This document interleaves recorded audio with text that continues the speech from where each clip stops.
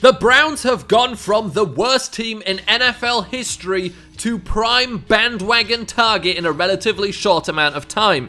Well, they're still technically the worst team in NFL history, but this rebuild has resulted in a lot of excitement in the city of Cleveland, and rightfully so. It's also led to ludicrous amounts of hyperbole from anyone with a platform. Now listen, I'm as happy as anyone to see a historically poor franchise like the Browns finally succeed. However, I, unlike some of the paid experts of the sport, still have a brain in between my ears, and I am waiting until they succeed to be happy. Yes, the Cleveland Browns have built an interesting and exciting roster with the trade for Beckham. Yes, the Baker Mayfield selection looks to have paid off big time. And yes, John Dorsey's willingness to sign anybody up to and probably including Ted Bundy if he was a free agent has given the Browns a potentially powerful 1-2 punch and kick in the backfield. But there are also some no's. No, that does not make them Super Bowl contenders. No, this is not the blueprint to a successful rebuild, and no, they don't own the AFC North.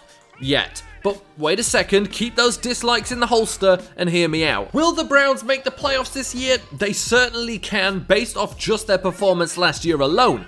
Now, would I place any amount of money on the Browns making it to the Super Bowl? No. Is it because I think the Browns suck? No. Is it because the players they added to create all of this excitement have never won a playoff game in their careers? No, but that's a factor. The AFC is going to be a tough nut to crack this year. The Chiefs, Chargers, and Patriots will pick up right where they left off last year. The Texans are dangerously close to actually winning a playoff game. The Colts, after 7 years, are now building around Andrew Luck, and it's paying off big time. And hey, if we're already crowning the Browns, don't ignore the fact that the Jets added a top 3 running back, a bunch of receivers in Kelechi Osemele, as well as one of the best middle linebackers in the NFL. And the Raiders added Antonio Brown, a couple of more receivers, a top tackle, and one of the better safeties in the league. And why aren't they getting the bandwagons? Well, it's probably because they only won 4 games last season. Fair point. At this point, it's clear that I'm just hating on the Browns. Well, I'm not. Have they made some great moves this offseason? Yeah, absolutely. Is this the blueprint to success? No, absolutely not. This one is really just a direct attack on Bucky Brooks, who said exactly that. According to him, the blueprint is drafting a quarterback and adding free agents around him because of his small contract. Oh really, Bucky, the secret to success in the NFL is finding a franchise quarterback and adding good players while staying within the salary cap. I think I know the next analyst destined for a general manager role, guys. Genius. The Browns rebuild is the polar opposite of a blueprint to success, because it is a blueprint that no other NFL franchise or sports franchise can reasonably follow. To get the roster to where it is now, they tanked for 2 seasons in a row. If half of the other NFL teams go 1-31 over 2 seasons, come the third, they're playing in a different city. Moreover, they've now got a bunch of guys on rookie contracts who in 3 to 4 years are going to be wanting major paydays. The Browns are the Avengers with a time limit. Now, of course, they'll be able to keep some of those players and could achieve success like everybody else after the majority of the rookie contracts expire, but this team they have right now with Mayfield, Chubb, Callaway, Njoku, Garrett, and Ward alongside those veterans is a good team, but not one that anybody else could build, apart from maybe the Raiders with their 3 first-rounders this year, but that came at a cost other franchises couldn't afford either. Kings of the AFC North, not so fast. This final argument isn't against the Browns, it's for the Ravens and Steelers. The big difference between the Browns and the 2 big brothers was Super Bowl winning coaches. Experience.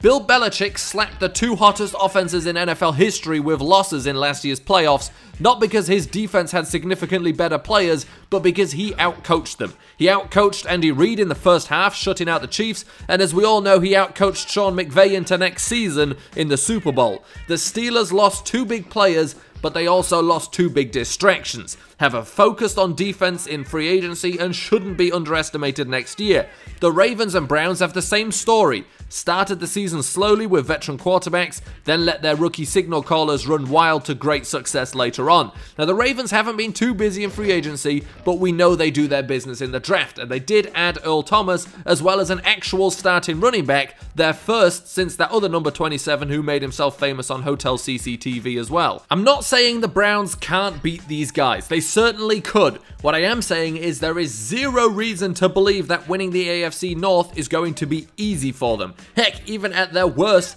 the Browns still put up a fight against their divisional rivals. Oh wait, no, they are the Browns. This is exactly what happened to the Eagles. Vince Young slapped the Dream Team moniker onto them and they became a joke when they didn't live up to the hype. The Browns haven't had a winning season in the last 12 years, and now people have them in the Super Bowl next year.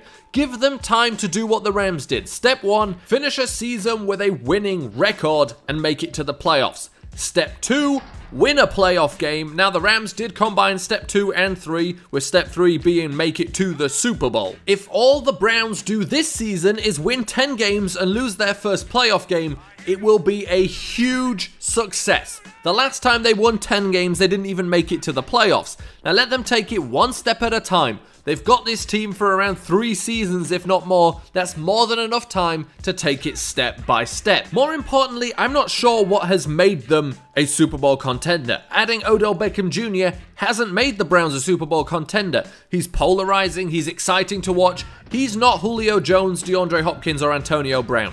He's a game changer, not a game winner. Now, he is a great addition for the Browns as they'll finally have a receiver who scores touchdowns. Back on Hard Knocks, there was a bit where John Dorsey was asked which receiver had scored the most receiving touchdowns between 2012 and 2017.